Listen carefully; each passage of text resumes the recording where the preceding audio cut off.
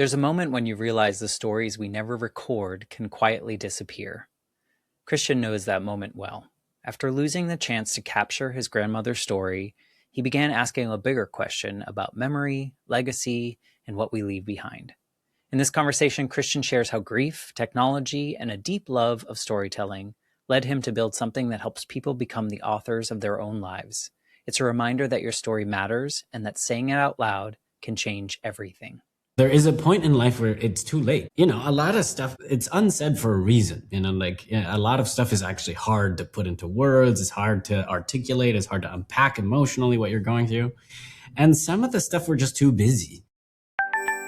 You're listening to the Life Shift Podcast. I'm your host, Matt Gilhooly. This show is built around one simple idea, that sometimes a single moment can change how we see everything. Each week, I talk with someone about the moment that shifted their life and how they learned to live differently after it. These are not stories about having it all figured out. They are stories about what it looks like to keep going once the story changes. Thank you for being here. Here's today's story. Hello, everyone. Welcome to the Life Shift Podcast. I am sitting here with Christian. Hello, Christian. Hey, Matt. Good to be here. Well, thank you for wanting to be a part of this life shift journey. I'm excited to get into the origin story a little bit and unpack this stuff. But basically, just for context, I started a company about a year ago called Autograph. And what we do is we interview folks over the phone about their life, not unlike this podcast, but more for private sharing and for self-reflection, and to share those moments in life where perspective shifts or where the hard lessons are earned with our loved ones in a high trust, high safety way. So the basic way we work is we have an AI interviewer called Walter. Walter will call you over the phone, interview you about your life. And after every call, we process the recording and generate a transcript. And we create these Wikipedia style pages for your life, with a page for every person, every place, every story, for themes in your life. You may be interested in philosophy, music, what have you. We all have these themes in our lives. And, you can share those library pages with whoever you want. You could create groups to add your family members to it. And so you can start building out, your family library of wisdom and earned lessons that then can be passed down to future generations. In the age of AI, we also do this we're able to do this pretty crazy thing. That is, we can create a model of the person that sounds like them and speaks like them and has all their memories. Because a lot of times we don't know what we don't know about our family. And our idea is that as the next generation is going through life, sharing their journey, Walter can say, hey, this reminds you of something that your grandpa went through when he moved to New York. Do you want to talk to him for 15 minutes? And so the future would be able to talk to the past and get to know it firsthand, not through, all the weird distorted incentives that we have to pass down knowledge from one generation to the next today. And so it's, as you may imagine, it's very high emotion, high contact sport to be in this business, because, people come to us at the peaks and valleys of life, right? When, some milestone is accomplished, some big birthday, some big anniversary, or also when you get bad news from the doctor. Right? Or when, you get one of those precious reminders of how limited time really is and how it's too easy to take it for granted. And so we want to create, the entire experience to honor that sentimental place where people come to us with, and to enable people to start taking ownership of their own story as well. Like a lot of times, unless you're very intentional about, self-reflection and understanding, that, this thing that I think I am is really just a product of the stories I keep repeating to myself, or that get repeated to me, even if I don't want to. It's the story of grandma and, the same family mythology that you inherit growing up. It's the story that you tell yourself when you wake up in the morning and for a second you don't know who you are and you reboot your computer. We're very happy that, seeing these library pages reflecting your life back at you leads to this ownership. You feel like the main character in your story, and you feel like the author of your own story. Like every decision we make is a plot twist that we are the authors of. And I've been really fortunate that, I've been able to find, this thing to channel happens to be at the intersection of all my interests. It's AI, it's storytelling, it's media, it's psychology, You found the right place if those are all your interests. Yeah, I certainly feel very fortunate, but the path there was not expected at all. It was a very roundabout, a scenic route. Yeah. I think that's important though, to realize that some of us have these dreams early on, or we make little pieces of it along, and then something almost cataclysmic happens in which all the pieces kind of come together. I don't know why I just made that noise, which was very weird. But I think that, it's a beautiful thing because sometimes we just discount certain things or we don't allow ourselves to bring all those pieces together. And here you are, probably in a beautiful way, helping yourself through this company, and not financially. I mean, more like in a intrinsic type way. You're kind of helping yourself feel differently, but also the power of story is, as you described, so impactful for the one telling it, the one hearing it, and the people that are witnessing it from a side or seeing the power that it's giving others. And like you mentioned, I see that so often on this show, of how maybe someone's telling that story for the first time, and the power of getting it out of their head and into words is so indescribable, I think, until it happens to you and you're like, either it's really not as messy as I thought it was, or this is something I can move forward with, or I can learn from this.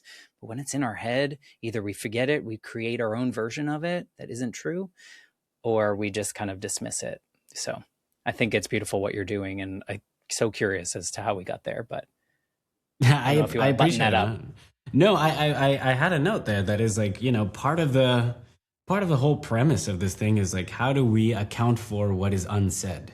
There is a point in life where it's too late. And so, a lot of stuff, it's unsaid for a reason. Like, a lot of stuff is actually hard to put into words. It's hard to articulate. It's hard to unpack emotionally what you're going through. And some of the stuff we're just too busy. And so there's low hanging fruit in terms of expressing how people feel to you or what people mean to you, that if you really were for a second to think about, admit the fact that I'm going to be gone someday. What do I want the record to show about my lived experience as a human being? And you'd be surprised at, like, oh man, like this person in seventh grade, this teacher who I rarely think about, changed my life. They instilled a love of reading that eventually compounded and took me on a journey that I couldn't really describe. But I don't do enough to let the record show the importance of that moment, right?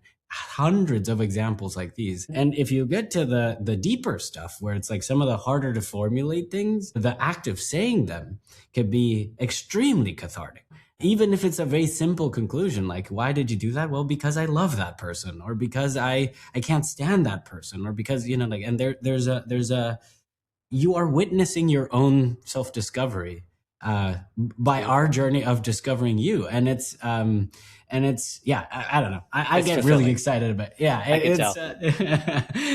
yeah. I think that's But the great. journey here was pretty crazy. Yeah. Yeah. So why don't you kind of paint the picture of the before version of Christian, before kind of the main life shift moment? And you can go back as far as you need to kind of give us some context, but this is your story to tell, so I don't want to tell you where to start. I appreciate that. I'm just gonna start from the beginning, and I think I am in my main character era. So I think my whole life has led up to this moment. So I'll paint a brief picture of what that was like. But I grew up in Paraguay, of all places. Paraguay is a little country in the middle of South America, Spanish speaking. Has about 90% of the population also speaks Guarani, the native language. It's a very interesting case study sociologically, Paraguay, about social dynamics and whatnot. It's a small landlocked country in a neighborhood with big countries like Argentina and Brazil. A lot of violence in our history. But ultimately, Paraguay is, if you're a Lord of the Rings person, it's basically like the Shire. So it's very tranquil, very idyllic. It's about agriculture. Nobody ever leaves, and so there's like multiple generations of folks that are all co-located within the same like 20 block radius or something. And so there's always an event. There's always a wedding, a birthday, a baptism, a funeral, a graduation. And family dynamics are also different, where your family is basically your extended family, like with your first cousins. Extended family is your second cousins, and like your nuclear family is like your intimate core. And so it's not uncommon for families to have regular family lunches like every Saturday or so, with, whole one side of the family, like all the cousins, because families are bigger. These are also bigger gatherings. Anyway, all this to say, I grew up in a very familial environment where there was always like stories and families and arguments and like people debating, the future of the world and what have you. And to add to that crazy mix, my parents are both tech entrepreneurs, which is very rare in Paraguay. I mean, there's basically no tech scene, and they're too crazy. I don't even know what they were thinking, but they took, they studied computer science in the 80s in Paraguay. Way before there was the concept of a personal computer. They had to like literally break into the university to like use the computer, the Right. mainframe after Yeah. The hours. And whole anyway, room. yeah, exactly. And growing up, I watched them try and try and try different flavors of technological solutions for problems. Anything from, they were all, my dad taught at college too. So he always had a flair of education in the family. And so they ran essentially like software teaching skills for high schoolers program where like they would license out, like they would teach IT and they would teach kids all across the country things like Microsoft Word, Excel, basic programming, and that kind of stuff. I know 100 iterations of these, like there was that for a while. They sold, Microsoft box software, they sold video games. And it wasn't until I was like in my early teens or maybe even mid teens that they discovered that SMS was going to be a thing. Their text messages were sort of becoming all the rage, and so they would build out the SMS infrastructure for the AT&Ts of Latin America and Africa. And anyway, this was a very inspiring story because and I should say they work together, so they're 50% partners in the business. And my mom's the CEO, my dad's the CTO. So this was all very like the more time flies by, the more I'm like, this was a very unique setup. Everything was subverted. And anyway, so I grew up in this context. Another like little tidbit about my upbringing that I think is pretty important is Paraguay is a very Catholic country, my mom is very Catholic. My dad is Protestant. My dad, his side of the family is originally from Norway and Britain, and so he is Anglican. And I went to an Anglican school, so I always had this internal, critical lens of the water around me, because in the Protestant school they would be like, well, Catholicism is great, but they do these things, which is different. And of course, everywhere else it would be like, yeah, the Protestants are different. They do it. So there was always like an ambient, like not everything is what it seems, which I think sort of carries, a long way growing up. Anyway, all this to say, I grew up in this environment and my parents encouraged me to do really well in school. They were expanding their business internationally. We started thinking internationally. I applied to school in the US, and by some miracle, the stars align and I get into Stanford. I get admitted into Stanford. And, that was definitely a life shift moment, 100%. I don't know what would have happened to my life if I didn't end up going there. Was it a culture shock? Not at all, No? fortunately. I mean, Okay. or very minimally. Like the culture shock to me was always reverse culture. Whenever I came back to Paraguay, I would notice all these little cultural artifacts that had been invisible to me because I was submerged in them. But now having spent time abroad, then I get back and like, that's very interesting, which I think is a very healthy exercise for everybody to do, is like to spend some time in a different culture and then come back and realize that the way you do things is just as quirky as what we think other cultures do in a quirky way, right? Yeah. It's And interesting, though. I always think of how so many people that are from other countries, when they come to the US, they have so much more context of the world in different, and Americans are so, this is painting with a very big brush here, but Americans don't normally have that experience, or they choose not to. They're not well traveled compared to other parts of the world, and therefore they don't have as much exposure. You're seeing it now in 2025, 2026, just in how people interact with each other, right? And so that's kind of where that question came from, is like, does coming from a place that is so connected, so familial, so probably loving, caring, and all these elements that come with that, coming to America, which isn't necessarily known for those kind of things. That's where my mind was going, is if you found like, oh, wow, people are a little disconnected here comparatively. Well, yeah, there was definitely a different value set, you know, in growing You're up. kind. It's That's kind. it's my media training. I'm just kidding.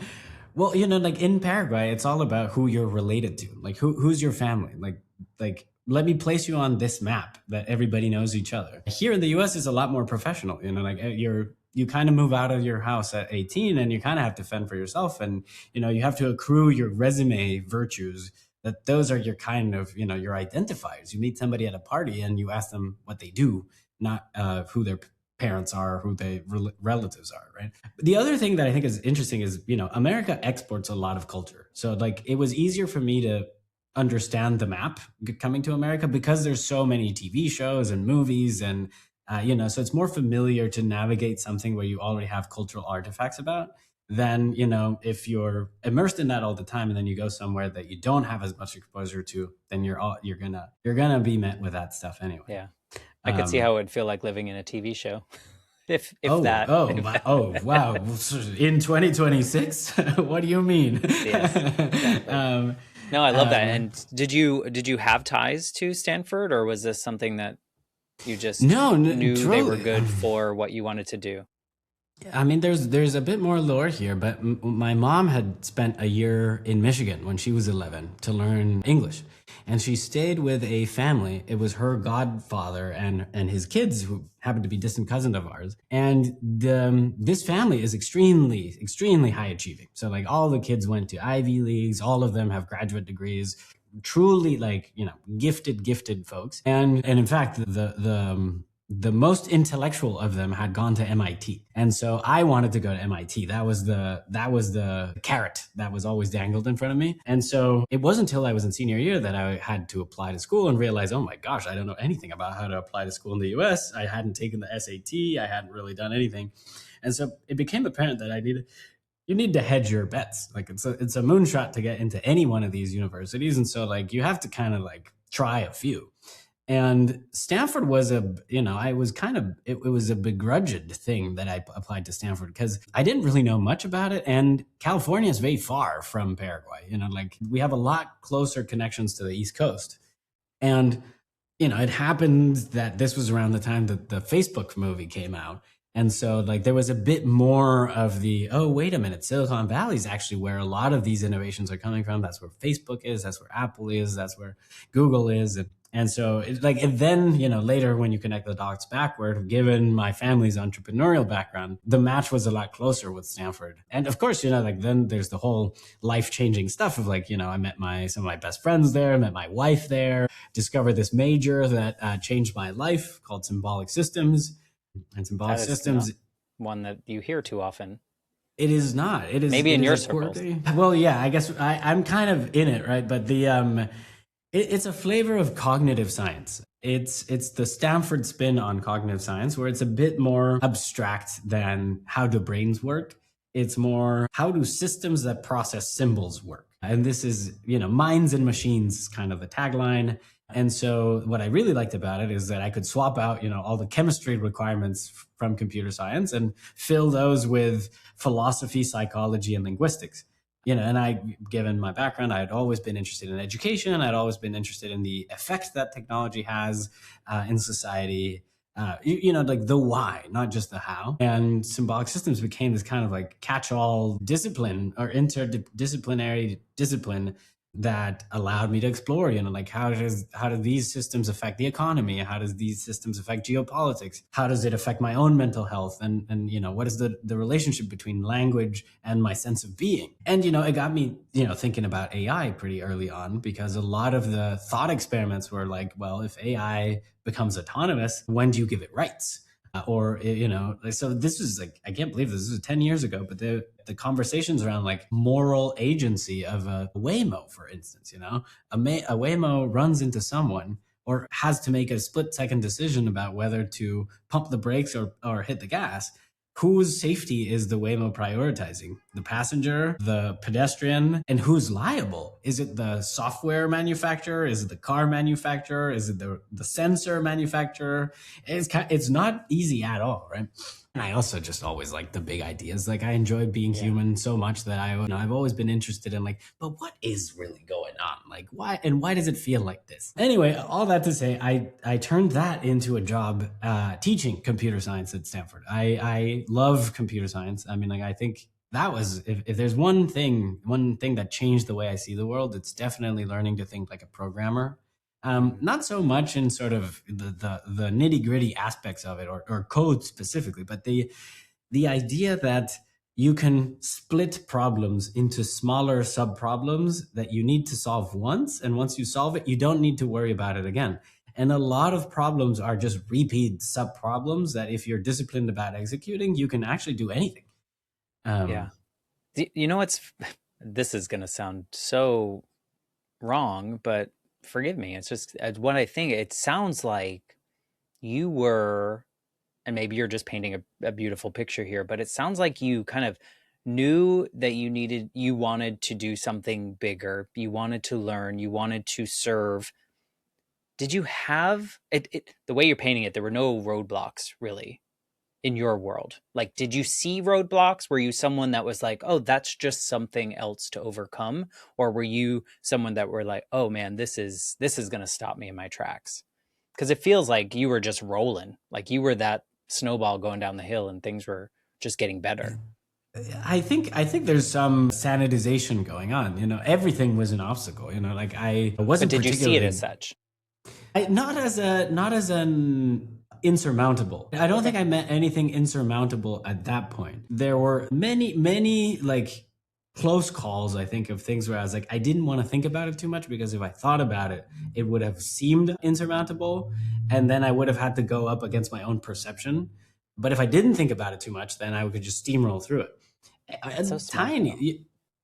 Well, thank you. I don't know. It's also like hindsight 2020. So I think that I was also going through a bit more fear, but all of these were insecurities and ambiguities that I had. Like it's not easy to get a job teaching at Stanford, and so it took me 4 times to apply. Uh, Okay. um, that Let's, kind I of mean, we stuff. don't need to sanitize it. Part of me is thinking the people around me. I know a handful of people that nothing was insurmountable to them. Like there was never like oh, that's just an extra challenge. It wasn't like, well, that's going to stop me dead in my tracks. But most of the people that I knew, we were the worriers. We were the ones that were like, well, that doesn't seem like it's going to work out. And for me, it's because of the early trauma. Like I became a perfectionist and all I did was the things that I know I could be perfect at. I didn't try for that big mountain. I would try for the smaller one because I knew even with the little challenge, I could still do it. And so I never really challenged myself. I never really dreamed about things. And so that's where all of this is coming from of like, was it really that easy? Because for me, it was so hard, even though I knew I was not doing the things that I probably was capable of, because I thought, if I do this wrong, my dad's going to leave me. My mom left in my 8-year-old brain. And so that followed me to like 30. So it's so curious and and naive to think that everything was sunshine and rainbows for you as you were going through this journey, but also at the same time it kind of feels like everything was in a great momentum for you, and that's probably your character and the family dynamics that you had growing up around you. And it wasn't this one, you're doing it all for yourself, but rather it's this all for one kind of mentality. Yeah, I think now that you probe, I think that I found myself in a very unique position. I was the second undergrad ever at Stanford, a Paraguayan undergrad at Stanford. So I had this huge chip on my shoulder around, representing this place that nobody knows. Like since I'm moving to the US, by far, by and large, I am the only Paraguayan that people I meet know. And so I carry the whole I have to perform for the continent basically. And I had, the one thing that my parents did very well is to disambiguate or to sort of disenchant imposter syndrome very early on.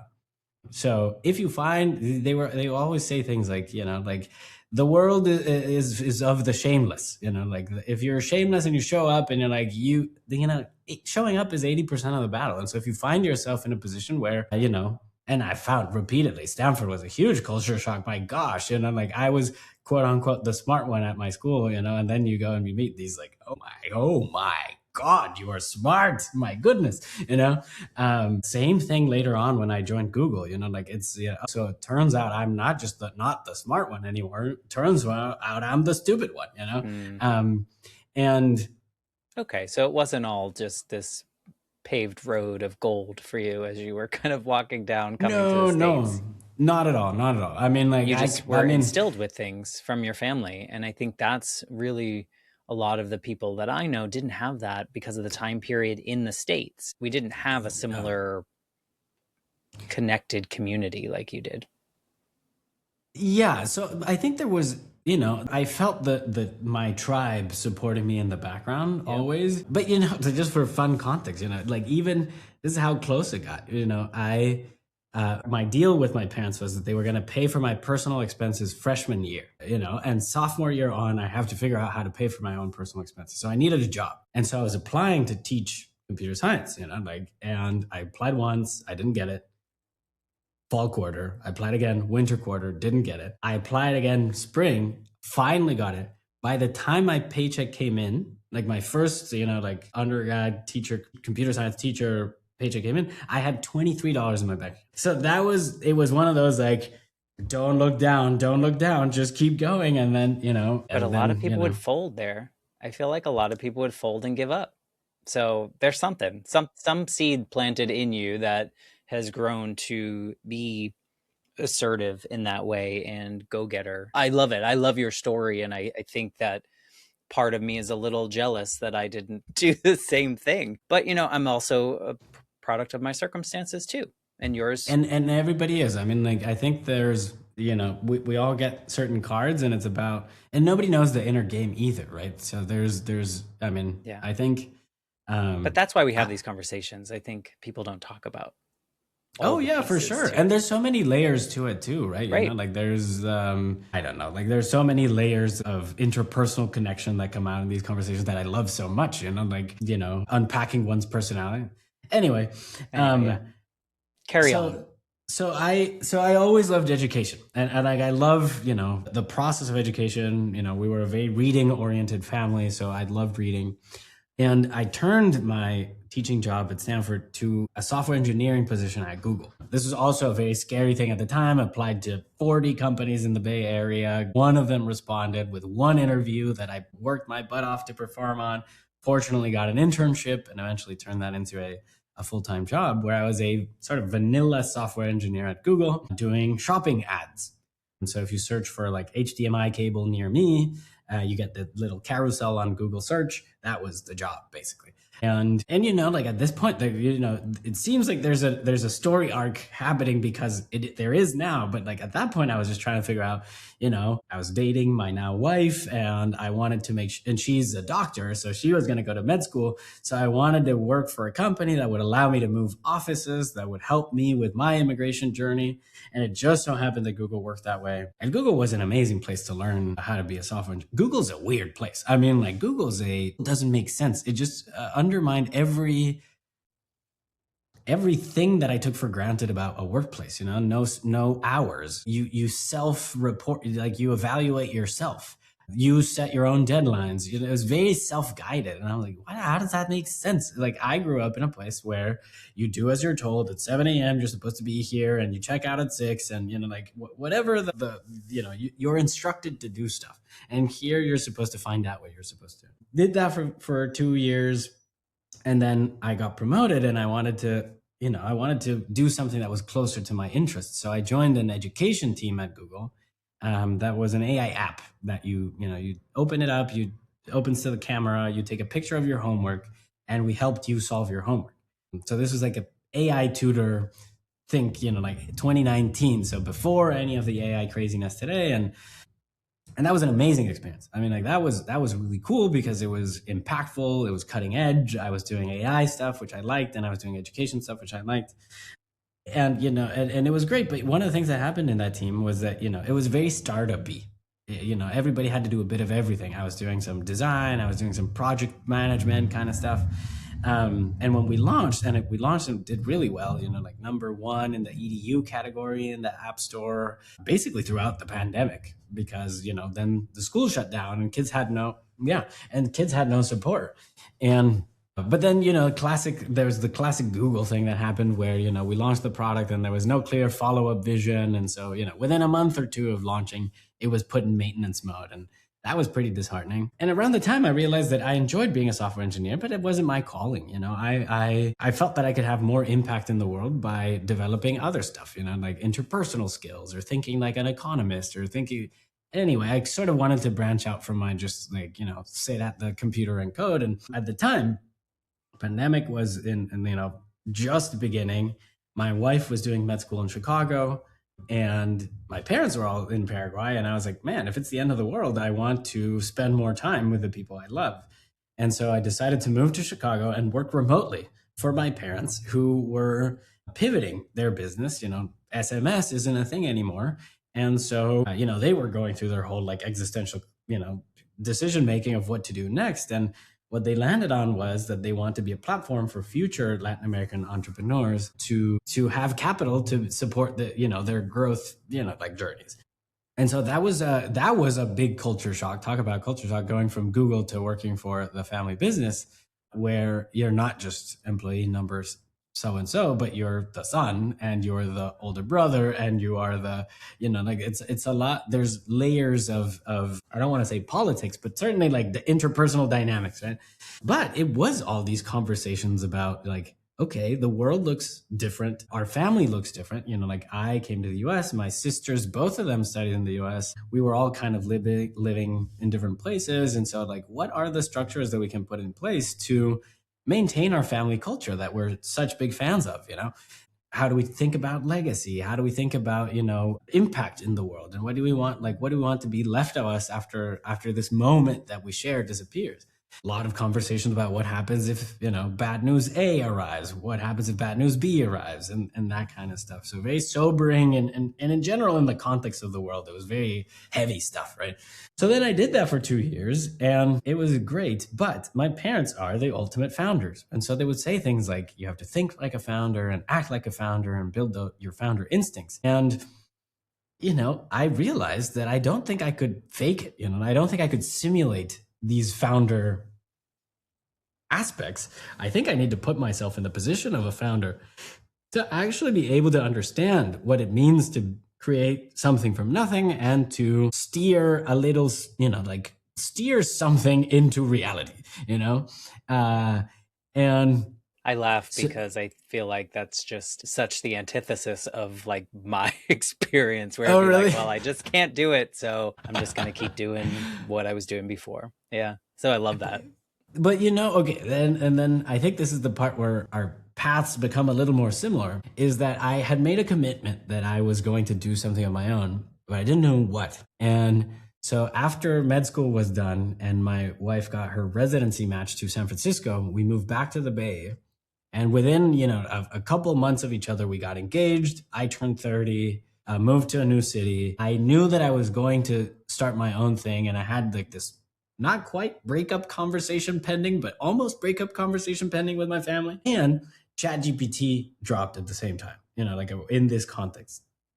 And so this was kind of like, like there's this tool that I think I'm formally trained on. I have experience in building, and this is going to be the platform that I use to build something, but I didn't know what. And so I decided this was a crazy moment. I don't know what came over me, but I decided, all in, I'm going to quit the job. I'm going to trust myself that when I hit the eject button, I'm going to hold on to something. And I was very open with myself that, I was not dogmatic about what that something would be. If I, with a white, blank whiteboard, I say, what are all the possible paths I can take? I could be a coach.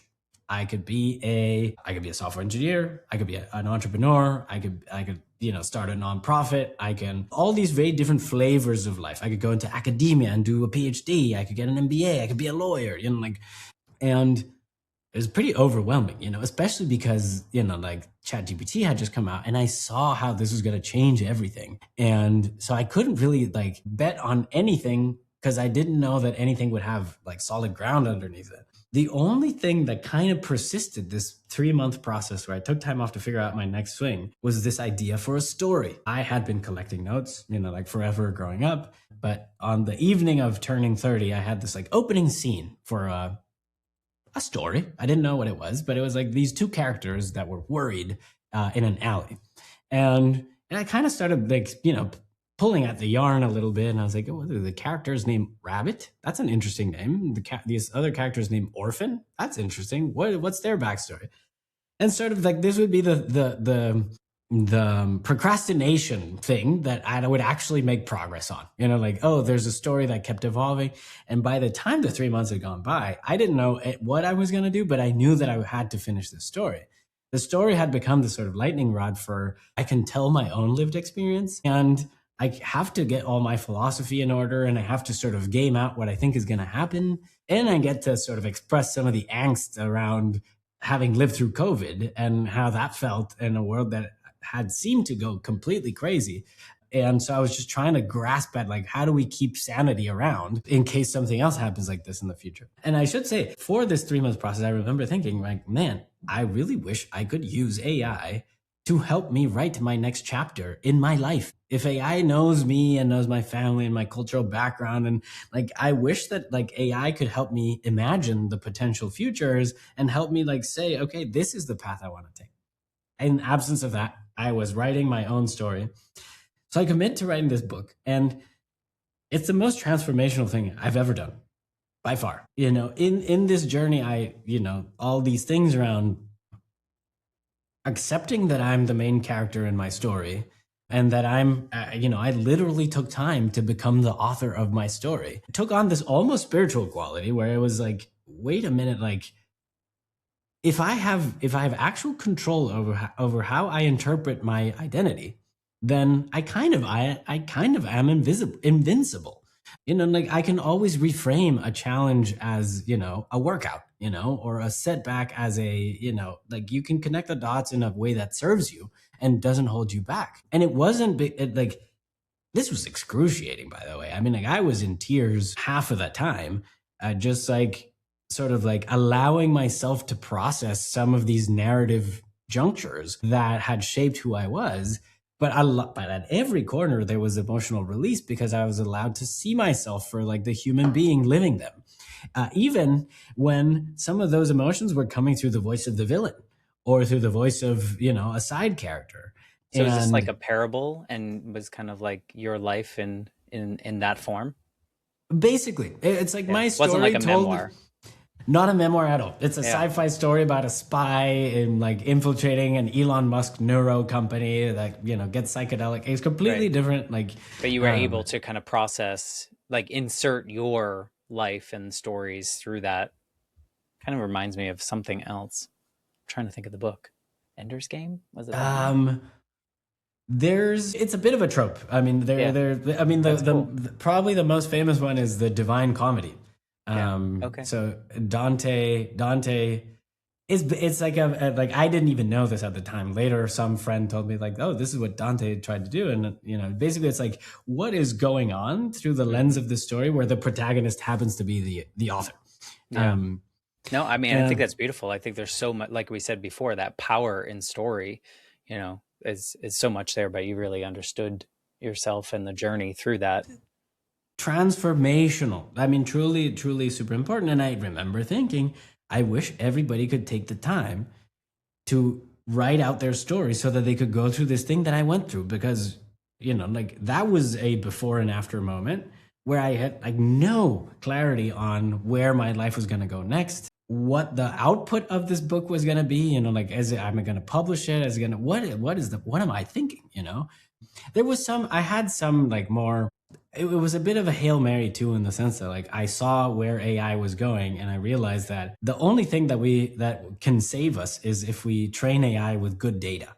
And if we feed AI garbage data that is exemplary of the worst of us and not the best of us, then we're gonna get super God, AI machine God that is the worst of us, as opposed to something that could be beyond exciting, right? But so then I was trying to say, what is the software update I can write in narrative form that would, when passed through AI training systems, would upgrade the machine so that it starts thinking about how are we part of the same experience and not How are we different experiences? And I need to beat you. And, the idea was like, you do it for machines, it may work for humans too. So in any case, I finished the story, and then I'm like, what happens next? What do I do? I had gone through the, I was Alice coming back from Wonderland, and I was like, so what comes next? And I learned about the publishing industry and discovered that the publishing industry is in the 1600s still, So I realized that even if I, no matter how I chose to publish the book, I was going to have to do some promotion myself.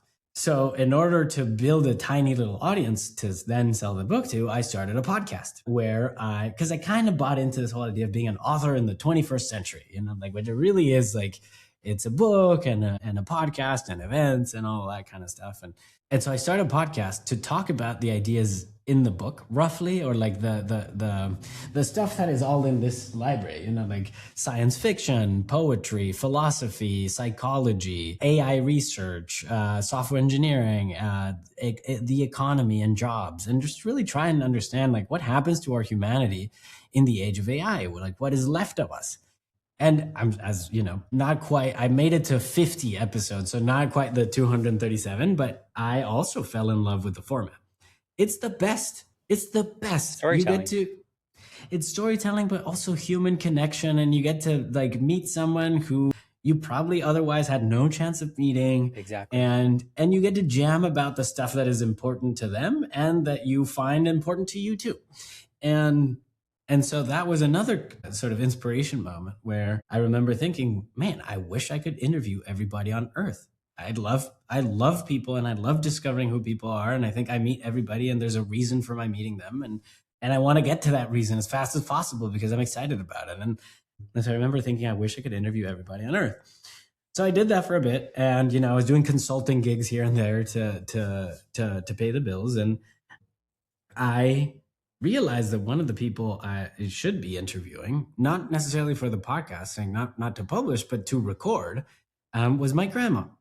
My mom's dad has had a crazy life story. And like, her dad was an MI6 agent. Her mom was Norwegian. When the war breaks out, great grandpa says, off to the ends of the earth, to somewhere safe. And so great grandma and her two daughters ship away across the world, end up in Paraguay of all places, and they have to sort of make it as this very non-traditional family unit in a very machismo-oriented 1950s Paraguayan military dictatorship. And they made it. They absolutely made it. And they would communicate with dad over secret messages and like all of that kind of stuff. And so I wanted to unpack that mythology that had never been written down anywhere. And so we said, like, next time I'm in Paraguay, let's find a time and we'll do it.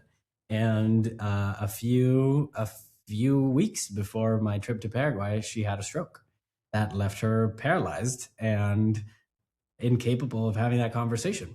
I had lost my grandpa like a few months before, and so I was just coming off a season of the whole world losing all these people that they loved because of COVID. And I realize now that you kind of found that spark, that light of like, there is a different purpose here for our family.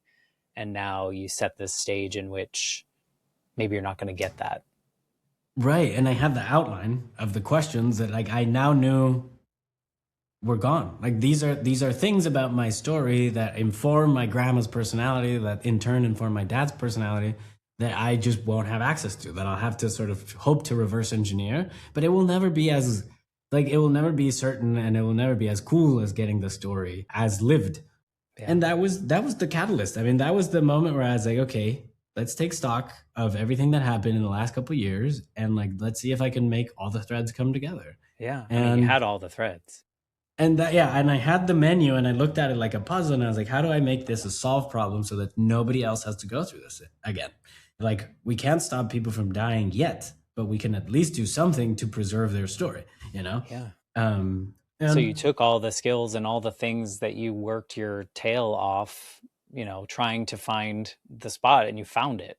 But it was really important now because you know what it's like to not have what you desired. And therefore, does that create a bigger fire to get it out there quicker or more functional or do something for other people in a faster way? Because I could feel like that Certainly. whole Oh idea my of death gosh. kind of would make you want to do it. Yeah, there as I've had to go through sort of like recalibration every now and then because the motivation of if you ask, how many people pass away every day, then that number, if I'm in the wrong if I'm in the wrong mindset, that number is very heavy. It's like these are all the if we think about this as a giant fire, like these are all the rooms that I should be like rushing into. Mm-hmm. And so there's this like, why are we not there yet? Why are we not there yet? Why are we not there yet? There's so I've had to manage that, and so there's like, but this whole idea of like sort of spending a bit more time thinking about grief and death and not being and purpose, and they're kind of all intertwined. I think that was the surprising discovery to me is that you find purpose after you're gone. Like the purpose is what happens when the traces of you are all that is left to unpack. And so, can we be intentional about those traces? So autograph emerged as this kind of solution for people to go through the same experience that I went through when I wrote my story, but in a much easier way. So they don't have to face the blank page. It's not an editorial thing. There's no judgment. It really is. Imagine a podcast about your life for everybody on earth. And as a side effect, we get all this this ability for the future to talk to the past that I think is a huge gift, right? And I think it's a And the tribute. legacy. 100%, Yeah. 100%. And accountability too. I mean, like how many silent acts of heroism shape the world that we don't know about, It's the smile on the train and the smile on at the kiosk that put you in a good mood, that allowed you to make a slightly better decision that then shaped the course of history. Yeah. And there's so many, I would imagine, that there are so many prompts that can help people get to places and talk about things that they forgot about. It's unbelievable. Right. Because It's unbelievable. there's so many things that, especially if we're 70, 80 years old, we're not going to remember that smile until someone says something that sparks that memory to come back up, and then you share it, and now it's forever documented, which is beautiful. And something that feels like so personal to me that probably your service would have been beautiful, but she wouldn't have allowed it. Was I had a very close relationship with my grandmother, and she got sick, and knowing that how I lost my mom and I didn't have all this opportunity to grieve properly and do all the things, I forced the conversation with my grandmother for us to tell each other everything, not about her history necessarily, but all the things that I would have regretted not saying, all the things that she might have regretted not saying. And it feels very similar in my heart of kind of what you're doing for other people. Is it's like missing thing that so many people don't get to have, but like on a much bigger scale from your side. But yeah, it's like I would probably want to document that, right? Because For sure. to hear all the things. Yeah. Well, think about like a parent or a new parent that is suddenly faced with the existential stuff about becoming a parent and like, oh my gosh, I have to get my stuff in order because I need to teach the kid. And there are thoughts that I have about stuff that I think are very important to who I am that I would love to jot down so that at some point, like if something happens to me, the kid can have that conversation, even if it's 15 years too soon, because otherwise they may not have that conversation. So there's like, it's a time vault, Yeah.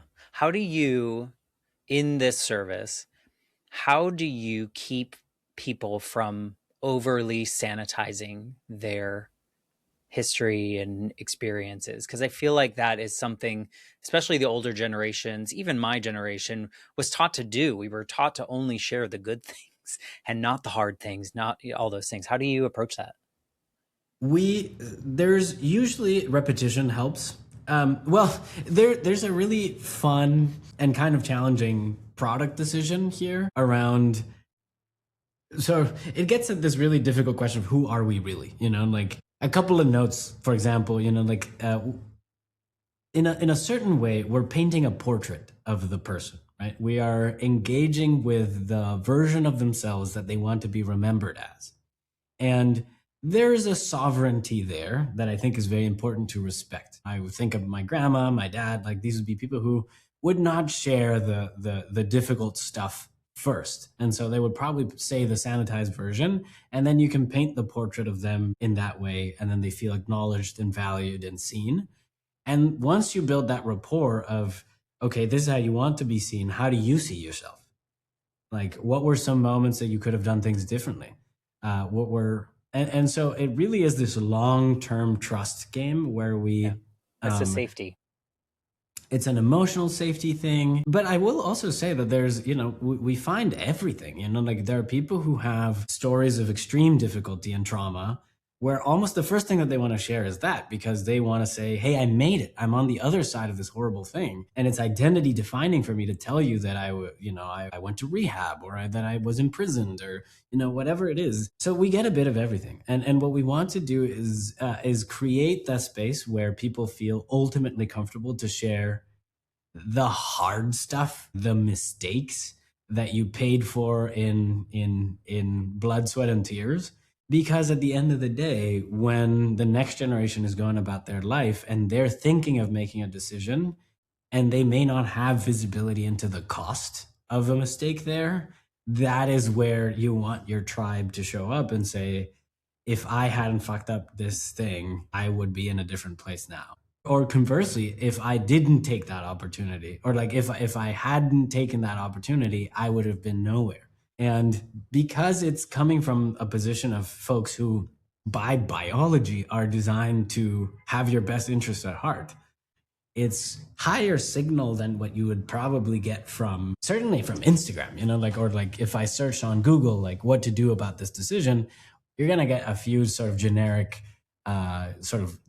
life advice from the AI, as opposed to like, this is what, and name, you pick your name, but there's all the big life stuff, like this is what a sickness does to a family.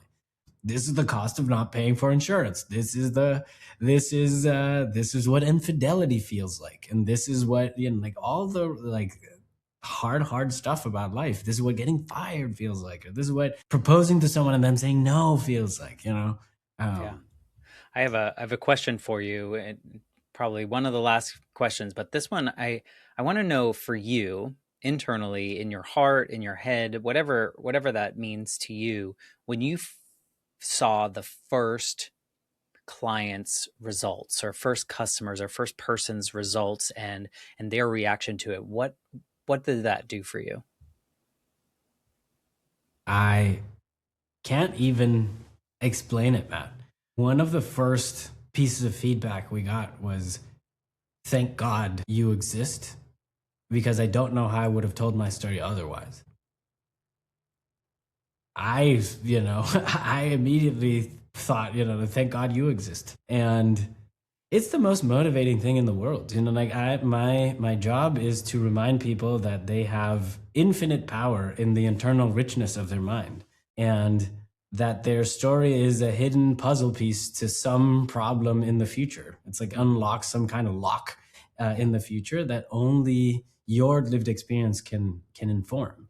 And whether it is because, and this is just like a function of society, right? But a lot of women, a lot of moms don't even allow themselves to feel like the protagonist in their own story. And my gosh, I think a lot of people don't think their story matters. Most people don't. People don't.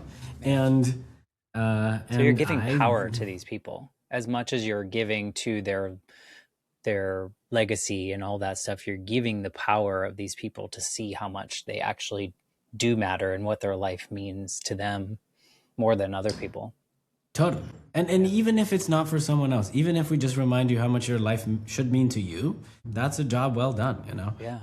So yeah, but as you may imagine, it's also very heavy, right? Because at the same time, we're getting such good feedback, and at the same time, we realize, oh my gosh, there's so much more to do in terms of like getting the word out there and improving the product. And Walter, he's amazing, but he has his issues, and right. So, and so there's that. But don't we all, So it's extremely motivating. I have to pinch myself to realize, oh my gosh, I have an honest shot at doing this thing that I think if done correctly, could change history. And That's not heavy at all. no, not at all, right? It's a lot of responsibility, though, to hold these stories and help them and shape them by their words, but shape them into something true and authentic.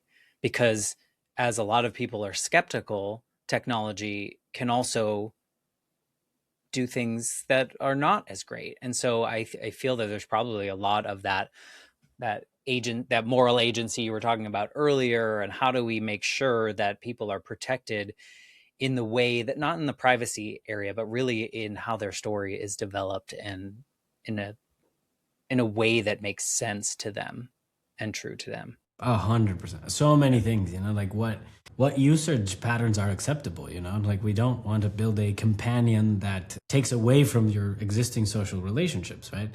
And so there's so many layers of ethical concerns that we so many, like if you mention, like wanting to harm someone, what is our reaction? If you mention that you may be depressed or anxious or something like that, what are our protocols to forward you to the right resources?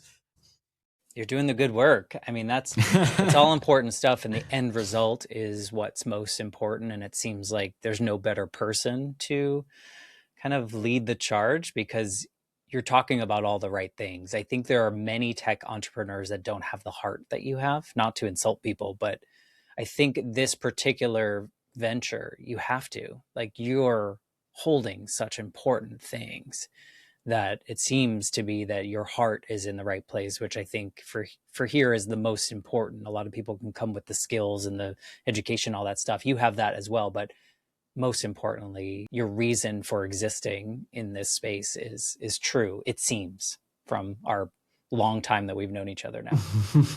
No, I mean, I appreciate that so much, like when I saw what the idea meant, and I realized that the job would be performing as a character who is the captain of this ship. And when I saw that that was the challenge, then I was like, sign me up.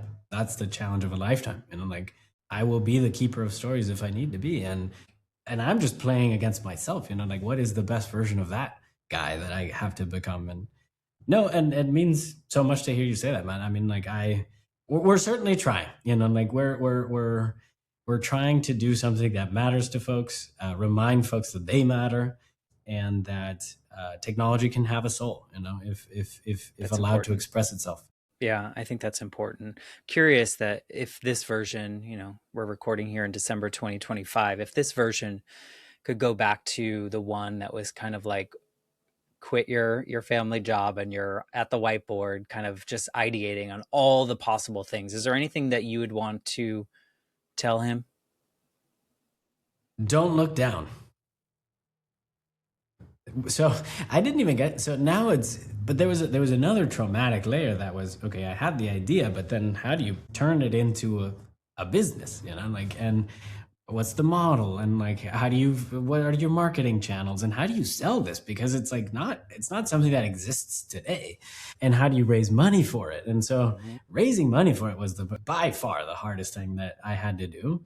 And that's where a lot of the I connected with the real motivation for why I was doing this.